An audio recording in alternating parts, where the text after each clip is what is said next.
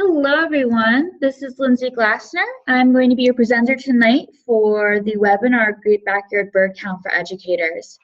Thank you very much for joining us tonight. I'm here with my colleague, Kelly Schaefer. We are both with the Bird Sleuth K-12 education program at the Lab of Ornithology. I myself am the outreach coordinator. Kelly's the education specialist. Please forgive me if I stumble tonight. It's past my bedtime now. I go to bed at 8, so it's 8:01, it's a minute past my bedtime. But I'm really excited about tonight's topic and for the next few weeks, getting psyched up for the Great Backyard Bird Count, more affectionately known as the GBBC here at the Lab of Ornithology. Now, the GBBC is a citizen science project that brings people and birds together. So tonight we're going to review what citizen science is, how you can participate in the GBBC, how you can bring young people and the community to participate in GBBC, and then we'll focus on some tricky identification. We'll practice some identification skills, and we'll also provide you some activities on what you can do with your students. So we're really excited to be using the webinar platform Zoom. For those of you who haven't attended any of our webinars, there's a chance that when I started this webinar, it went full screen for you. We will be utilizing the chat window, so if it's not at full screen for you, I do recommend looking into the top button where it says the original size, just exit full screen, and when you can, click that chat window. The chat window will just lock right on the side there. The other thing I really want to point out is you use, make sure you click send to everyone. Again, we'll try and interact a little bit in this webinar, and if you have any thoughts or recommendations or questions, I do want everybody to see that. So let's test out that chat window and see where in the world people are coming from today. So using that chat window, clicking the send to everyone button, please let me know where you're coming from.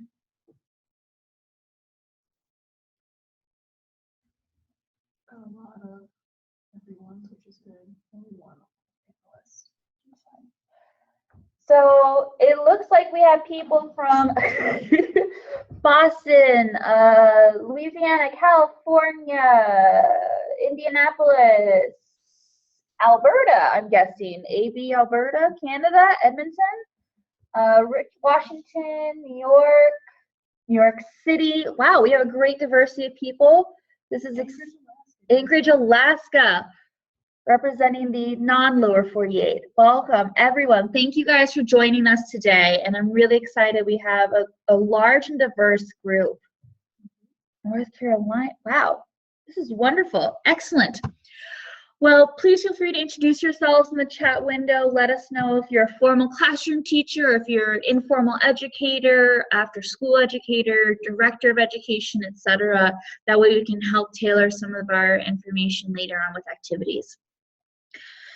Now, like I said, we are with the Cornell Lab of Ornithology. Kelly and I are sitting somewhere in the middle of this building, tucked away. It's not as beautiful as this picture looks right now. It's actually quite rainy and wet and miserable, but that's Ithaca for you.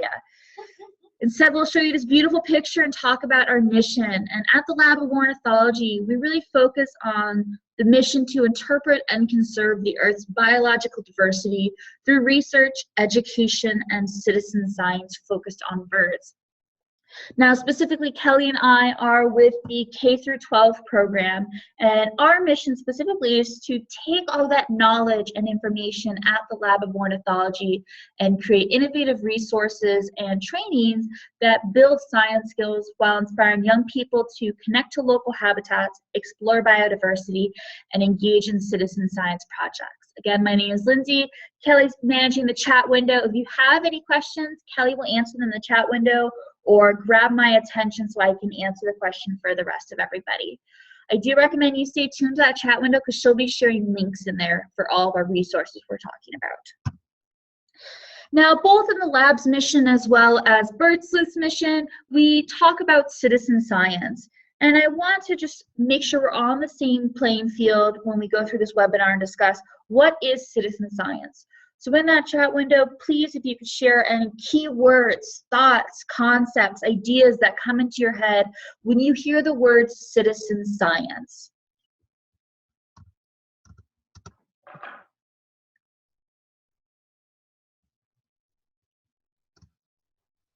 Looking through this chat window, looks like we have a lot of informal environmental educators, a few classroom teachers, some homeschool educators, so good diversity. So let's see, contributing data sets, citizens collaborating, a lot of entries just came in. Citizens collaborating with data on scientific subjects for greater good. Amanda, hi, welcome, it's good to talk with you now. Mega data, engaging members of the public to use their hobby for data. Well, I like that. I haven't heard that before. Non-scientists collecting data and submitting, an opportunity for education. Absolutely, Paulina, I'd highly agree with that. So wonderful, yes, when we think of citizen science here at the Lab of Ornithology, we love this idea of a partnership. And when we think of citizen science, we think of them as citizens of the world, everyday people who are sharing their observations of natural events, but they're following basic scientific protocols. At a workshop, often I'll show this picture without any context and ask people, what do you see here? Many will say they see the image of the world. They might even talk about how they imagine this being light pollution. But in fact, every single one of the dots we're seeing on this image is a checklist submitted into the eBird Citizen Science database. And this was taken as of March 2016. So it's coming on a year since this image has been created.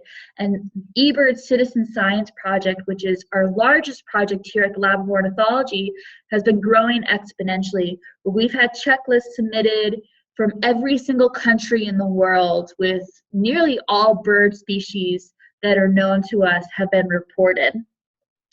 So again, we're focusing on this idea of citizens in the world who are following these basic scientific protocols, but we really like to think about citizen science as a partnership. It's those everyday people and the scientists. Now, scientists can't be everywhere, so we need that partnership from everyday people to collect the data and answer the real world questions that we couldn't answer without the public's help.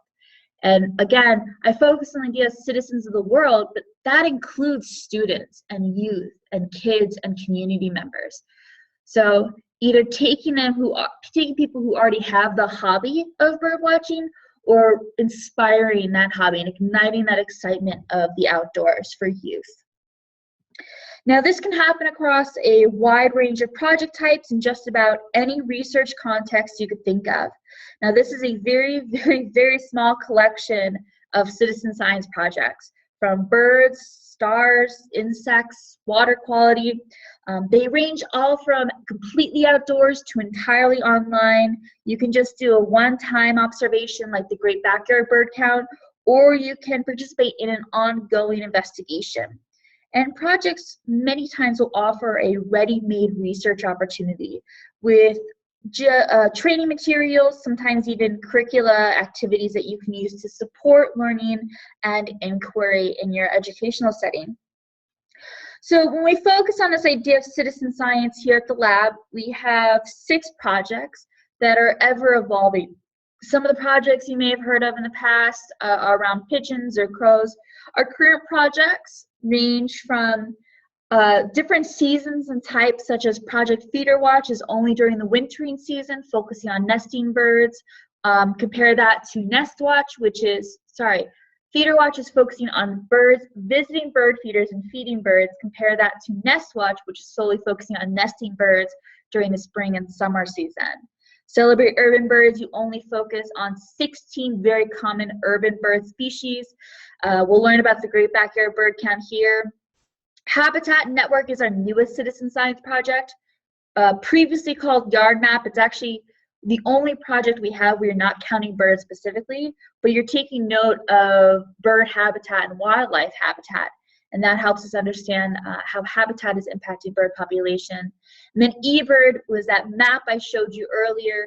eBird is our largest citizen science project where you can report any bird anywhere at any point in time.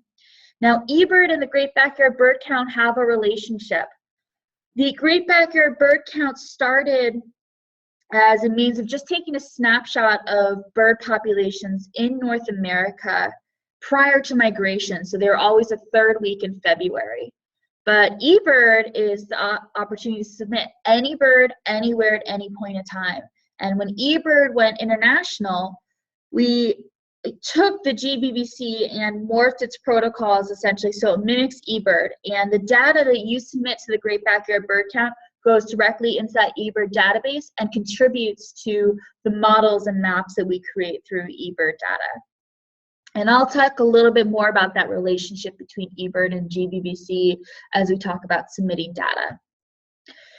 All of our lab citizen science projects follow a similar model of identifying and observing birds, or as in Habitat Network's case, identifying and observing bird habitats. You're going to collect the data, enter that data online, but what's really special about our programs and our projects is that there's a complete transparency between the data that you enter and the data that's available to the public. So you can see information that people in Saudi Arabia or Australia or Mexico are entering in for the Great Backyard Bird Count. And that's the wonderful part for kids and that motivating factor. They are contributing to a larger database, and their research and their observations matter, but they're not alone in this effort, and they can see other people in their observations and feel like they are contributing to a larger community of observations. And that's a great motivating factor. Now, of course, today we are here tonight to talk about the Great Backyard Bird Count. And for those of you who aren't familiar with GBBC, this is their website. The event will happen on February 17th to the 20th. So it's about a month away. Actually, it is a month away, exactly. Today's the 17th. So along with being able to submit your data onto their site, we'll cover later, you also have the opportunity to take and enter in any kind of photo contest. You can see the statistics of the event as it's happening. There's also helpful links along the side. I highly recommend the GBBC Toolkit. We'll go through the how-to slideshow presentation. Those are actually embedded in this webinar here, but they also have recommendations on, again, instructions on how to submit. They have online guides and Tricky Birds ID. We'll look at some of those Tricky Bird IDs. They have recommended apps so that if you are still new to birding and you're uncomfortable potentially with identifying birds, you have helpful apps, including the Merlin Bird ID app that you can utilize. I really like the idea of bird lists. So what you can do is you can actually click on the bird list, enter in your zip code, and based on your zip code, it will tell you a whole series of recommended or birds that you're likely to see in your area. The final thing I want to point out to you on the site is this take the pledge to fledge, right here in the bottom right. Now, with the Great Backyard Bird Count, we really want to focus on this idea of spreading the love and excitement around birding and citizen science.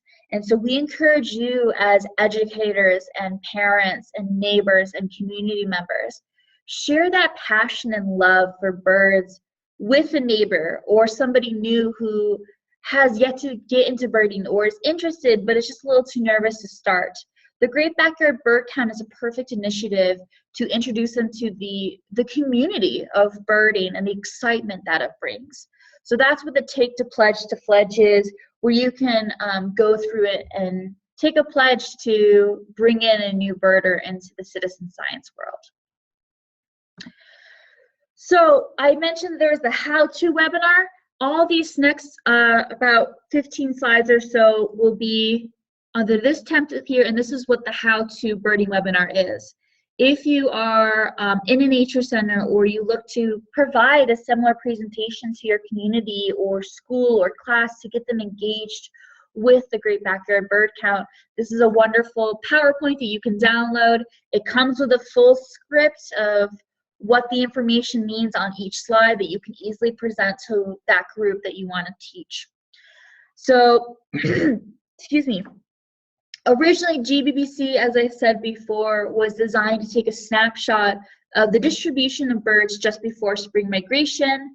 And as soon as we went international, we really want to focus on this idea of, regardless of the seasons across the hemisphere, we really want to see where birds are in February, and it's really the third week in February. And the Great Backyard Bird Count is this great partnership between the Lab of Ornithology, the National Audubon Society, and their Canadian partner, Bird Studies Canada. Now, because the Great Backyard Bird Count has merged with the eBird online checklist program, anyone with internet connection anywhere in the world can take part in the Great Backyard Bird Count, even with the mobile device. For those of you who are familiar with eBird, there is the eBird app. So any data you submit through the eBird app during the 17th to the 20th, that also contributes to the Great Backyard Bird Count. Though it's called the Great Backyard Bird Count, you can count birds anywhere, and at a nearby park, a nature center, your schoolyard or neighborhood, anywhere you find birds. And I challenge you to explore new places when you're trying to look for birds. So in addition to accepting bird observations from anywhere in the world, you can also use eBird and GBBC to keep track of the birds you see at your favorite places you go birding, or hotspots. You can also explore what's being reported by others. You can keep track and report the birds you find year-round. One thing that I like is I can actually track my life list. So I have 298 birds I've seen in my life list. I only started about 4 years ago, but my life lists are all the bird species I've seen since I started keeping tracks of the birds, so for the last 4 years. And you can always go back in and enter reports from past history. You can make corrections into any of the checklists you submit for the GBBC. But especially if you're starting somebody off new with a hobby, having the opportunity to have a life list is a great one. And as I mentioned this before, why would you want to participate? It's because your observations matter. They're important. No single scientist or team of scientists could hope to capture as much information about birds around the world in only 4 days. Last year, we've had over 5,600 bird species reported. And to see over 5,600 bird species reported in just 4 days alone is an amazing accomplishment. And that's because of the efforts of the millions and millions of people who are submitting checklists. And the best part is that your information is providing a long-term record of how bird populations are changing over time. So every cited reporting in the Great Backyard Bird Count becomes part of the permanent record that anyone with internet access can explore. So you can use the information to track migration patterns, year-to-year changes in the abundance and distribution of birds, learn about the complex patterns of winter bird movements. You can look for trends that indicate how well birds are faring in the face of environmental changes such as urbanization, global climate change, disease.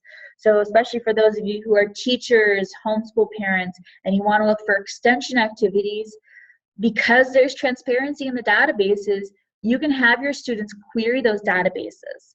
We've had kids ask questions, something as simple as bald eagles, which national park do bald eagles occur more in?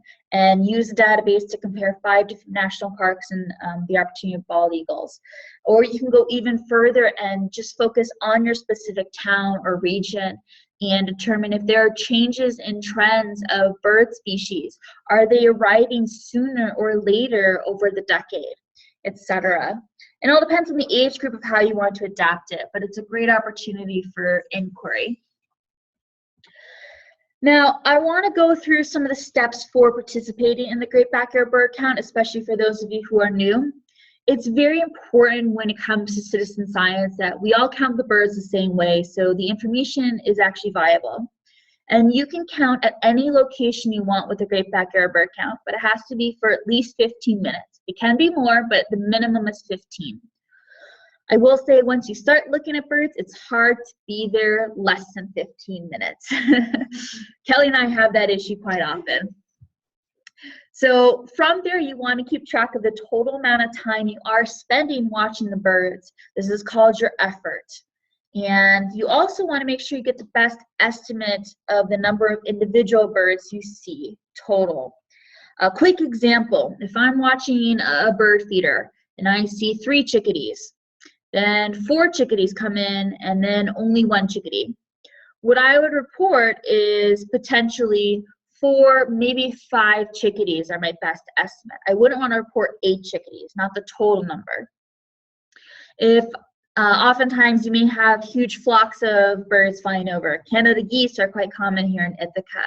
So when we have hundreds and hundreds of Canada geese flying over, we tend to break them up and use smaller counts to try and get a better estimate. So we'll count maybe 10 or 20 geese and then see, 10 or 20 geese is roughly this size. Let's apply that to how many geese we're seeing and we get a better estimate. Okay, we have roughly 240 geese flying over based off of the blocking of the groups. You then want to create a separate bird checklist for each day you participate. So again, there's 4 days to participate. You at least, if you're going to participate for all 4 days, you don't have to, but if you are, you need to see 4 different checklists. You also want to submit a separate checklist for each new location. We like to do that based off of habitat or new hotspots. You can submit multiple checklists on the same day, especially if you're doing 2 counts and they're at different times, one in the early morning, one in the late afternoon. Those would obviously be 2 separate checklists as well. When you're ready to report your results, you're going to go to the Great Backyard Bird Count website, and that's birdcount.org. You're going to click the big Submit Observations tab. And if you are new to GBBC or any of the lab citizen science projects, you will need to create an account. It's very simple. All we need is a name, it can be a username or whatever, and an email address. Now the email address is important because in case you do see a rare sighting, we do have local reviewers who just want to confirm what you saw, whether to see a picture, get a description, and that's all they need to reach you is by an email. If you've already participated in the Great Backyard Bird Count, in eBird, Feeder Watch, Nest Watch, Habitat Network, or Celebrate Urban Birds, any of our citizen science projects, you can use those usernames for the Great Backyard Bird Count. It's all single sign-in. Now you have your login information, you're ready to submit your observations, you saw some beautiful species, it's time to actually submit them. And there are 3 key steps. The first step is, where did you see the birds? You can either go back through and either select it from a location you've already been to before.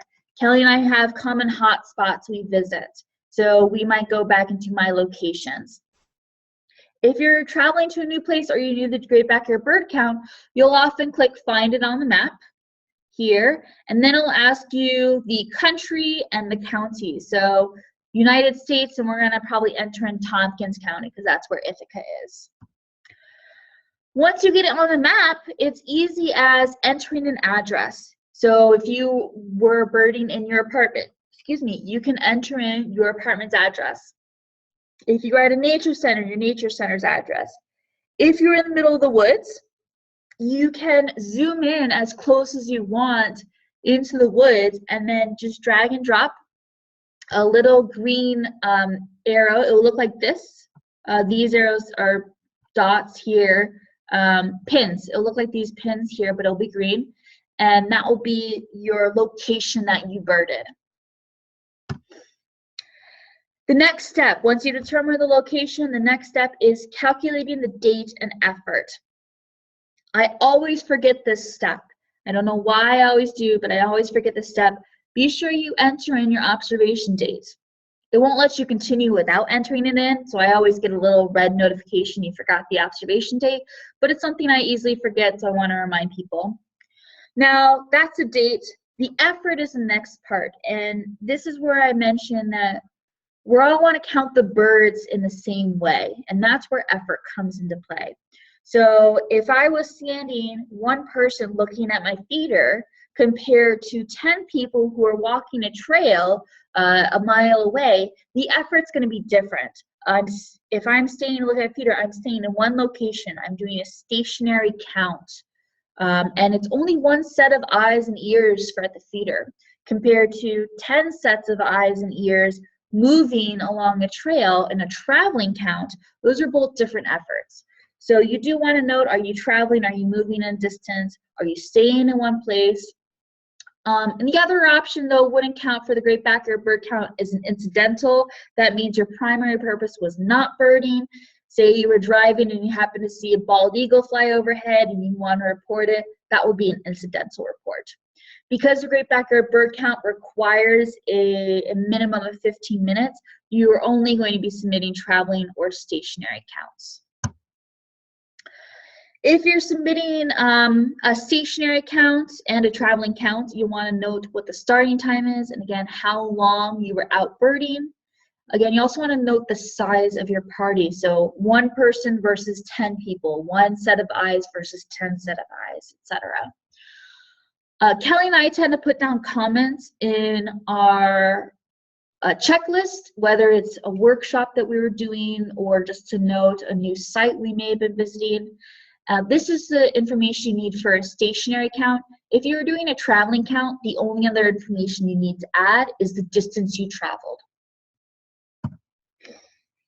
So after you choose the type of count you do, you'll then enter in your bird list. And it's all about what did you see or hear. And this is the final step, and it's very important. I do want to mention it's see or hear. If you can positively identify a bird by sound, that counts for the Great Backyard Bird Count. There are several tool options that you can use in the sidebar here. You can sort the species based off taxonomically. You can group them by most likely.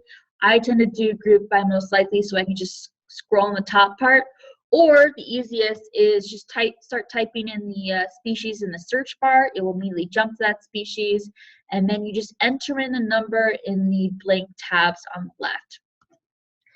If you are a heavy birder or really want to get into it, you can also show rarity, show subspecies. You can put this in genus and species as well. For those of you who do want to add details, maybe you're a photographer, I myself am just getting into bird photography, you can add details. As soon as you enter in a species name, you can click the Add Details button. This is where you can list if it was male or female, if you could identify whether it was mature or immature, if you want to add pictures or sound bites. It is not necessary by any means to add details. It's more for your personal record and if you want to contribute media to Macaulay Library. If you have any questions on the relationship between the media or adding details, ask those in the chat box. Kelly can answer them or I'll answer them at the end. The final, oh, real quick, there's a small chance that maybe you're like me, very clumsy. Instead of typing in mourning dove, you type in mountain bluebird. I've done it before. I don't know how I've done it, but I have. And as soon as I do that, you know, a flag comes up. Are you sure you saw mountain bluebird in Ithaca, New York? Well, no, I didn't actually. I mistyped that. So you may get notified. Either it's an unusual species for your area or it's a high count, such as this example here, 18 peregrine falcons in one location. Now that's a high count for 18 peregrine falcons. Can you confirm that's correct? Sometimes, you know, it's a slip of the finger. I meant to type in 1. Or sometimes, yeah, you know, I saw 18 peregrine falcons. It was crazy. Let me add some details in this box of what I saw. So here's your details box here. And then, yes, I did see it. You want to check the complete box. The very last step before you can submit is to identify whether you're submitting a complete checklist or not. Now, many people find this very intimidating, especially for those who are new birders, but have no fear. When it's asking if you're submitting a complete checklist, it's to the best of your ability. So many times I'll go out birding and I saw trouble with the little brown birds or with shorebirds. Shorebirds are my enemy. I recognize that I saw 5 shorebirds, but I couldn't identify them. So I could list just shorebird species within my checklist, and that's still a complete checklist because I was able to identify to the best of my ability. The only time you'd really be clicking no, this is not a complete checklist, is if this is an incidental checklist or if you are purposely omitting a species. Some people, for example, choose not to enter in common species like a black-capped chickadee, or choose not to enter in invasive species like a European starling. If you're purposely omitting species, that is not a complete checklist. If you have any questions, again, put those in the chat window, we'll clarify too. But after that, it's all about reviewing and editing your checklist. You can always go back through and make edits to your checklist. The other day, Kelly and I were birding and we saw some beautiful horned larks, and I was able to get some pictures of them. And so I went back in, I edited the checklist and added my pictures of horned larks. I scoured the pictures to look for a Lapland longspur, just in case. And if by chance I did see one, originally we didn't report it, but if I had photographic proof that we did see one, then I can always edit that checklist and add that species. You can email yourself a copy of the checklist. You can also share that checklist with others in your party, and that's the true sharing option. But if you wanted to just notify people in the public of what you've seen, you can just copy the URL and share that. And then from there, you just, once you submitted one, keep submitting more checklists. So that's the how-to video that the Great Backyard Bird Count provides. Again, you can download that on their website on the right-hand side tab bar. I highly recommend it if you yourself are going to be providing a presentation on the Great Backyard Bird Count. Now, to get more into the educational side of things, the first question or comment that we get from teachers, especially those who may be new to birding, is, you know, this is wonderful. I really want to participate in citizen science. I want to get my kids to see birds, but we don't have birds in our area. Won't the kids get bored if there aren't any birds at our school or in our nature center? And we first let them know that they're suffering from a condition called bird blindness, where they truly believe that there are no birds in their schoolyard or city or region, because birds are in fact absolutely everywhere. I love taking educators, especially in urban areas, when I do workshops in Philly or Baltimore and New York City or Los Angeles. They're always like, you know, yeah, I want to go on for a bird walk, but we're only going to see house sparrows and pigeons. And I'll take them out and we'll see yellow-bellied sapsuckers and yellow-rumped warblers and hermit thrushes and some really cool and exciting birds right in downtown urban areas that hardly have any trees. And that's a big thing, is you're suffering from bird blindness. So we want to work with you to take off those blinders, because once you start noticing birds, you can't stop, and your students and youth you work with won't be able to stop. Now, there are some occasions, and Kelly and I have experienced this, where there truly are times that you know there are birds around, but it's really hard to see them, or it's just not quite the right time of day. So there are some tips for what to do if you really aren't seeing any birds. The first is we do recommend counting earlier in the day. Obviously, sunrise is the best time, especially with the dawn course in migration time period. As far as February, you're still going to get a lot of birds in the early morning time period, and you will hear a lot of birds. One thing you can do is make the birding trip a sleuthing trip. You're going to sleuth for birds. This beautiful girl here on the right, this is Bella, our boss's daughter, when she was 4. She made her own pair of binoculars out of toilet paper rolls, and it was exciting. She was trying to hunt and it's almost a scavenger hunt for birds, or clues for birds. Maybe you're not seeing birds, but you're seeing clues for birds. And the other option is you can also make it an opportunity to just find wildlife in general. You want to give kids tools like these toilet paper roll binoculars for really young ones, for old ones having true binoculars. Plastic binoculars we don't recommend. We recommend real binoculars. But giving them those tools of the binoculars, field guides, a checklist, having them partner up in pairs or groups of 3 or 4 so they can collaborate together. Maybe have them brainstorm why there aren't many birds in their issue, in their area. What could we be fixing? Could we put a feeder out?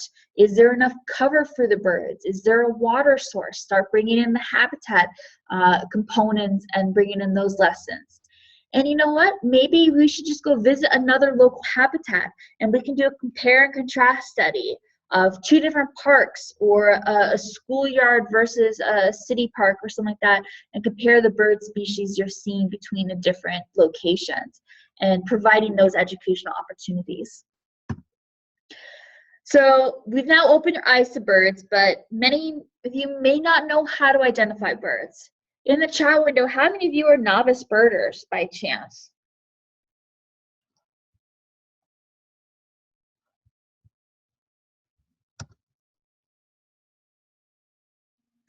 So we do have quite a few novice birders then. Good, I'm going to be testing your abilities, not in a intense way, but we will be testing your birding knowledge here. So for us novice birders, let's look at these silhouettes, quick shape silhouettes, and I want you to focus on some of these. What would you identify as number 1? What kind of silhouette or bird group would you put number 1 as? Yes, Amanda, that's absolutely a woodpecker silhouette. Woodpecker, sapsucker, definitely. How about number 2 here? What kind of bird group would you say this is? Yes, an owl. We can get even more specific. Those ear tufts are giving a great clue. It's likely a great horned owl. And how about number 3?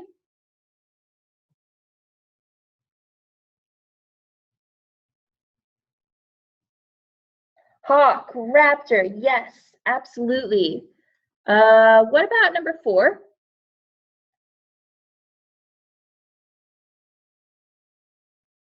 Yep, duck or waterfowl. Number 5, goose, yep. 6,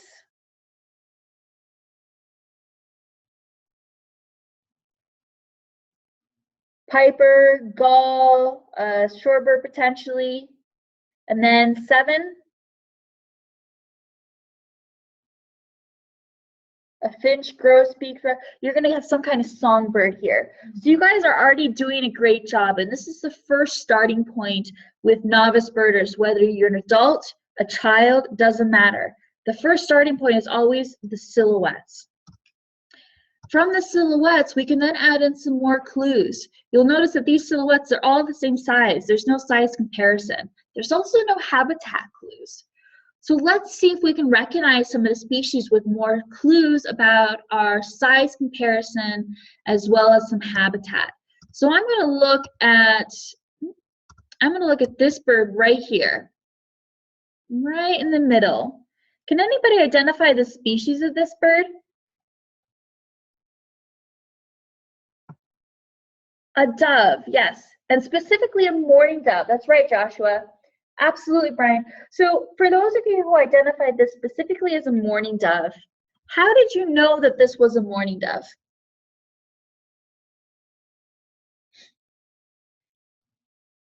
The tail. Yes, that's a great point, Katie and Elena. The pointy tail. The placement, absolutely, Joshua. I highly agree. The placement of the mourning dove being on the wire. That's very true. Now, Kelly has been whispering to me subtly, and I'm trying not to laugh here. She keeps calling this the ice cream cone bird because that's what we lovingly call this beautiful silhouette of a mourning dove. A student told us this one time, and it's stuck with us ever since. It looks like an ice cream cone with a little cherry on top.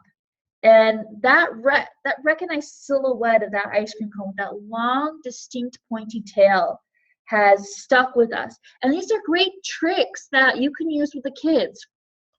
Personally, whenever I see a starling, which is just next to the mourning dove, every time I see a starling in the wild, I remember a trick that somebody taught me a while back, that starlings look like their tails were literally chopped off. They have a really stubby tail. And because of that, I always notice that tail factor right with the starlings. You can also look at different factors. Many of us got the silhouette of the woodpecker, oftentimes because of the posture and the location on the tree. Yes, this graphic actually is available for you to use in your teaching. We have a bird ID blog that has both the silhouettes graphic and this graphic that Kelly will share the blog in the chat window right now. Thanks for asking. Right now, Kelly's working on it. So this is what I want to focus on is even though you're a novice and your students may be novices when it comes to birds, you focus on just the basics of silhouettes and key clues.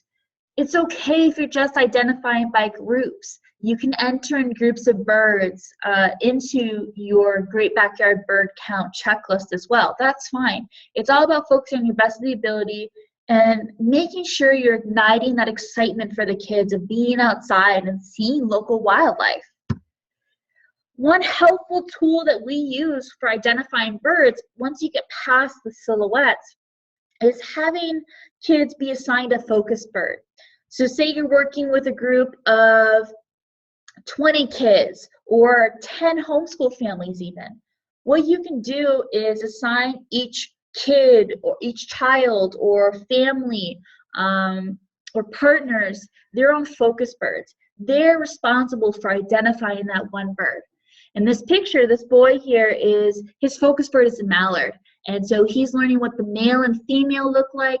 He's going to list some of their habitat needs, the general size, some color patterns, but he's responsible for knowing that mallard. It can be done in several different ways as well. You can have students actually create poster presentations. We've had kids draw their own birds out. There's several different ways to go through this. But the exciting part we see is that as soon as you take kids outside, you don't need to have every kid know 30 birds. If you have a group of 30 kids, those kids between them will know the 30 birds, and each kid will feel responsible for just that one bird. And as soon as you see that one bird, then the children start having discussions. You know, oh, that looks like an American crow. That's my bird. I know the American crow. Well, maybe another kid thought it was red-winged blackbird. And then they start having discussions, you know. I think it was larger than a blackbird size, and it didn't have the red on its wing. Oh, I agree with you. And they start having those conversations, and building that communication is really necessary for science literacy, for them to be able to demonstrate that they understand what they're learning and talking about. One activity I really love to do is to actually have the kids create a local field guide, either for their schoolyard site or create a field guide for the nature center or for their backyard even, where they draw the bird, they identify different and key characteristics, maybe focus on adaptations, or if you're talking about nesting, have them draw the eggs. If you're talking about communication, have them try and write down mnemonics for the sound. There are many different ways to play up on this. And if birds aren't your only interest, you can do a nature guide of local wildlife or insects or plants, a wonderful opportunity to bring in all that connections to their backyard. So we have about 15 minutes left, and I promise we're going to go through some tricky bird IDs. Now again, within the Great Backyard Bird website, and for many of you novice birders, I was there a few years ago. I would see a house finch and a purple finch and have no idea which one was which. And it's hard, especially starting off, and your kids may experience some of this frustration. But what the Great Backyard Bird Count does was it takes some of the most common tricky birds that novice birders may have and children may have around the U.S. and breaks down some key characteristics of how to identify and differentiate the difference. So I want to go through 3 or 4 of those species here with you, and then we're going to have a quick little quiz at the end. So the first one I have is a purple finch and a house sparrow.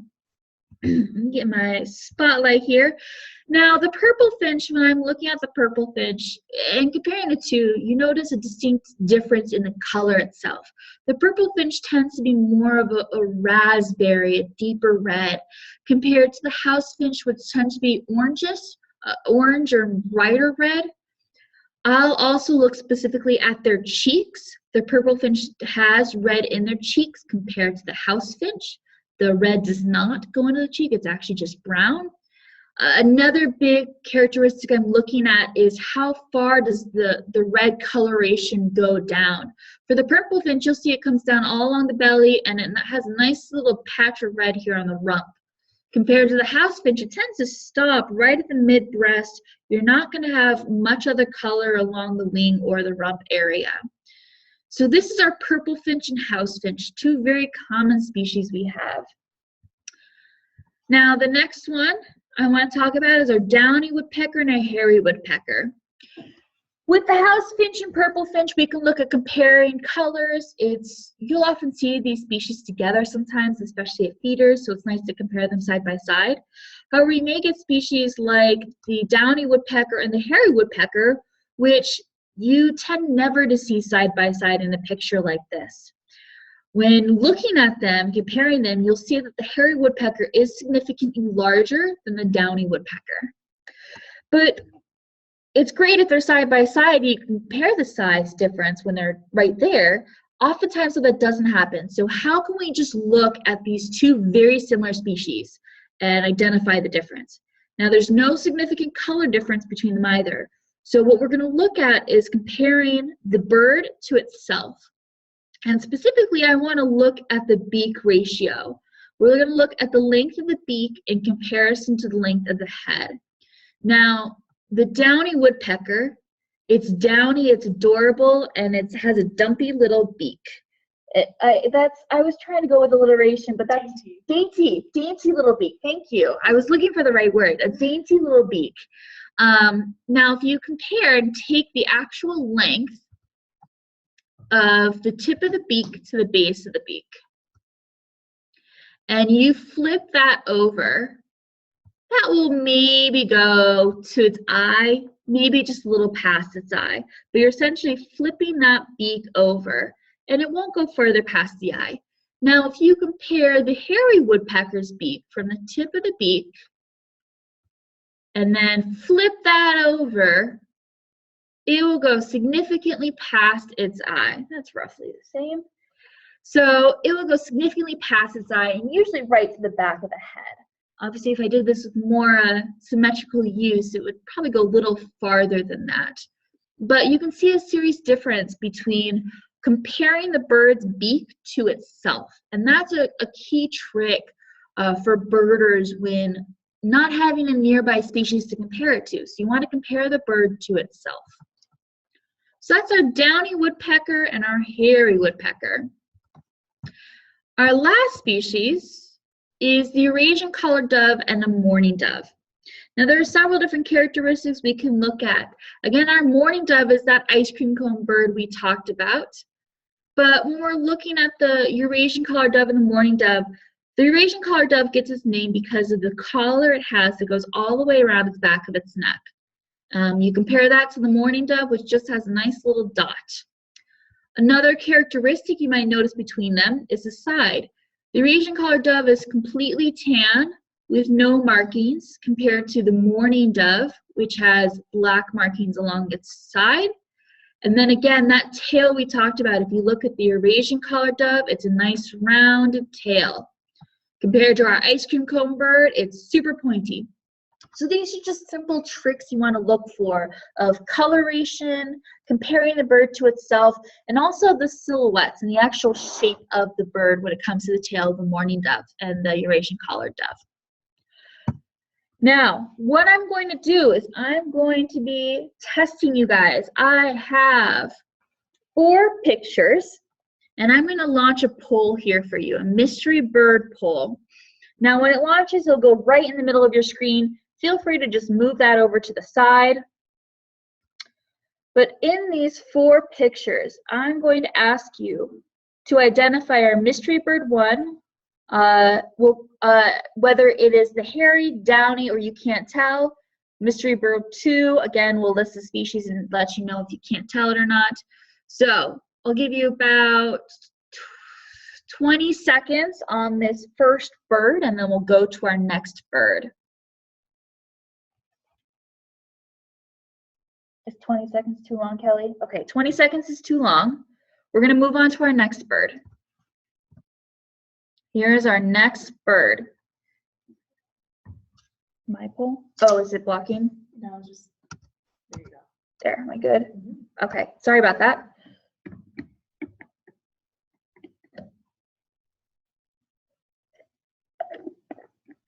Okay, we're going to move on to our next bird.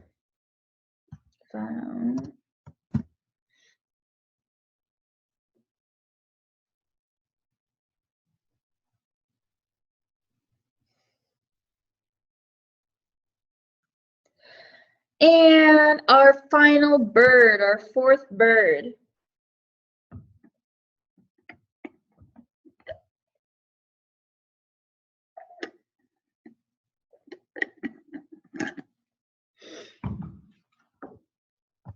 Excellent. Okay, I'm going to end polling now. And I'm going to share the results. So this is completely anonymous, by the way. I'm just going to share the results for you guys so you can see. You guys are amazing. Y'all got every single one right. I am very impressed. So let's just go through these results real quick. The first mystery bird is a downy woodpecker. Either I am an amazing teacher or you guys are just superb students. We'll go with the latter. Our next one, get that out of the way, is that better? Okay, our next one is the mourning dove, that ice cream cone bird. Look at that pointy tail. We have some speckles along the side, and that collar does not go all the way around the neck. Third one, that is definitely a house finch, strawberry red, but a brown cheek and no rump coloring. And then our final one, that is a monstrous beak. That is a female hairy woodpecker. I didn't tell you that ID. So the male and female downy, or the male downy and hairy woodpeckers have the red dot. Females do not have the red dot on the back of their head. Well, great job, you guys. You did better than last webinar, so congratulations. We're going to have about 10 minutes left, so I want to quickly go through helpful resources for you with the bird identification, but also engaging with kids. The first one that I have teachers tell me all the time they use, I have parents tell me all the time they use, I have hobbyists tell me all the time they use, it's all about birds. This is our online field guide for North American birds. So those in Canada, this also works for you. You can explore different blogs. You can research specific bird species. They have fun facts about bird species. You can even provide range maps, and some of them even have interactive maps based off of eBird data from our Citizen Science Project. What I do really like is they have a birding basics tab where you can, we just updated our website, so we don't have this tab anymore. But you can Google search birding basics, or you can Google search inside birding, and there's 4 helpful videos that break down birding as well. The other amazing, amazing resource we have that I get told by people all the time they love is our Merlin Bird ID app. If you have a smartphone, you need to download this app. The one critique we had from people was that the app was too large because it housed all 400 species across all of United States. They've now downsized in a sense that if you want to, you can only select regional areas. That way it doesn't take as much space on your phone and you can still enjoy the marvelous Merlin. So the basis behind it is you just answer 5 questions on your smartphone. Your phone knows 2 of those questions already, which is your location and the date. You yourself only have to answer what the general size of the bird is, listing up to 3 main colors, and what the bird was doing. Was it on a feeder? Was it on a fence? Was it flying or soaring? And based off of that, it will provide you recommendations for your birding that you're seeing. This was just updated as well for those of you who are interested in photography. You can actually upload pictures of a bird into Merlin, and it can identify your picture for you as well. So that's a new feature. It's an ever-growing smart app, so the more you guys enter in, the smarter the app gets. But with all these tools and resources, not only are we going to take those blinders off of your bird blindness scenario, but you'll now actually be able to see the birds and identify the birds. And that's a big point. With citizen science, you want to build that life list of the number of species you're seeing everywhere.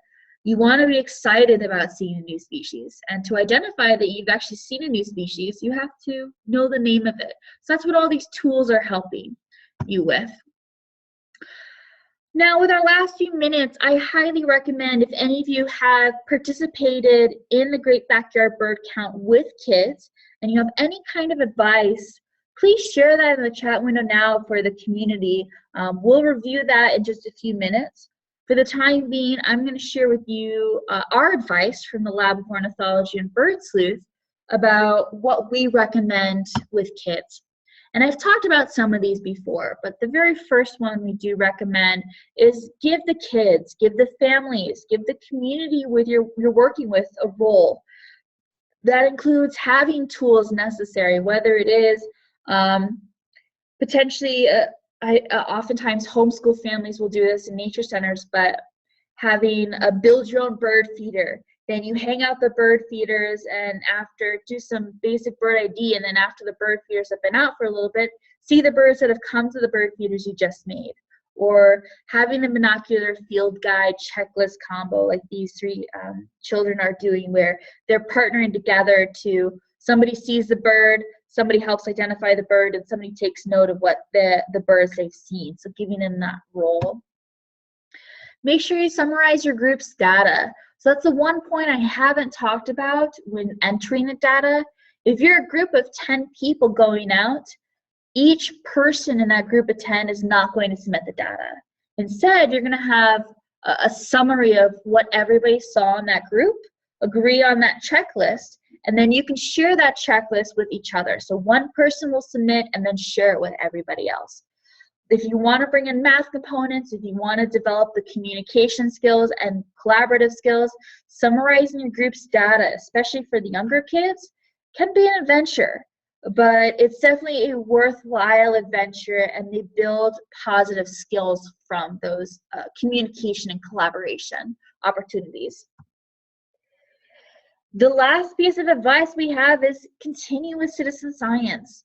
Again, the Great Backyard Bird Count is only 4 days. You only have to do a one-time observation, but I guarantee you your kids are going to want to go back and observe birds again. And so continue that citizen science and that interest in birds by submitting your observations to the eBird database, or participate in Project Feeder Watch. If going outside isn't so easy, let the birds come to you with a bird feeder and participate in Project Feeder Watch. There's so many opportunities out there. If you want to get started right away in your classroom, I'm going to share 2 resources with you. The first one is Feathered Friends. This is 9 months of activities. Each month is a different topic around birds. It's designed for the elementary, middle school age group. But the month of February is specifically all about citizen science and the Great Backyard Bird Count. And what I love about it is they provide book recommendations on recommended book readings. You can build your own bird feeders within this. So here's a recycled bird feeder instructions. If you are interested in do-it-yourself bird feeders, Kelly can share a blog that we have where you can build your own bird feeders and get a birdseed coupon as well. The final resource I want to share with you, and then I'm done talking for a little bit, is the Bird Sleuth Explorer's Guidebook. Kelly spent months creating this, and this is in partnership with the Every Kid in a Park initiative. It's a stellar resource. So it's designed for the 4th grade age group, but can be adapted to different ages. But specifically, it goes through the simple task of first having kids open their eyes. They do a sound map where they close their eyes and draw or write everything they can hear around them. They participate in a scavenger hunt around habitat needs, so looking for insect remains or looking for bird evidence like feathers or droppings. Then they go through the basics of bird identification, going through the group silhouettes, Merlin on paper essentially, so the Merlin process of size, shape, color, what is the bird doing. And then finally it finishes off by having the kids participate in an eBird count. So if you're working with that 4th grade age group, in-ish for the Great Backyard Bird Count, this is a perfect pick up and go handout that you can do with the kids. I highly recommend it. And Kelly's sharing a lot of blogs in the chat window that we have, like which field guide to choose from, using eBird with students. We have a blog all around binoculars. If you plan on participating in the Great Backyard Bird Count and you're a classroom teacher, we do have binocular grants available that we can share. I think the URL is just /mini grants. So you can always use that too. Kelly will show the link for there. But I've got over a lot of information. It's 9 o'clock exactly, so we will take any questions you guys may have now.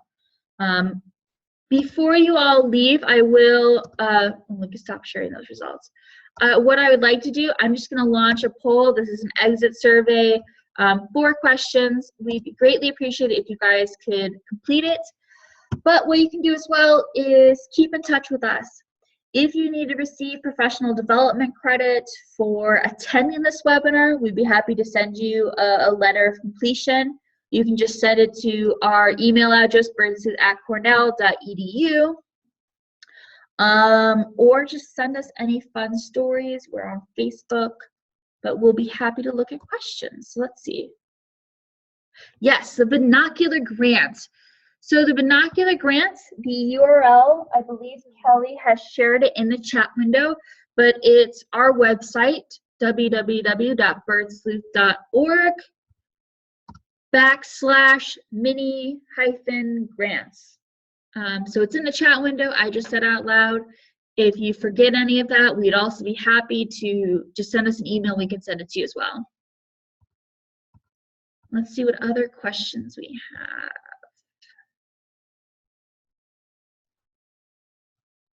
It's part of the action map. Yes, Jenna, that is. What you can do, the chat, so the way Zoom is set up, unfortunately, we can't actually have the URLs in the webinar itself, the chat and webinar. All of our webinars are recorded and will be made accessible via YouTube and our website. What we can do, I will explore the feature in YouTube about having those little pop-up things. You know what I'm talking about, Kelly? That has the URL there. We'll explore that feature. That way, all the URLs that are relevant to our webinars will be available there. Yeah. We'll put them in the description as well, too. So again, this webinar is recorded. We'll make it accessible to everybody who wants it, and the URLs will be available there.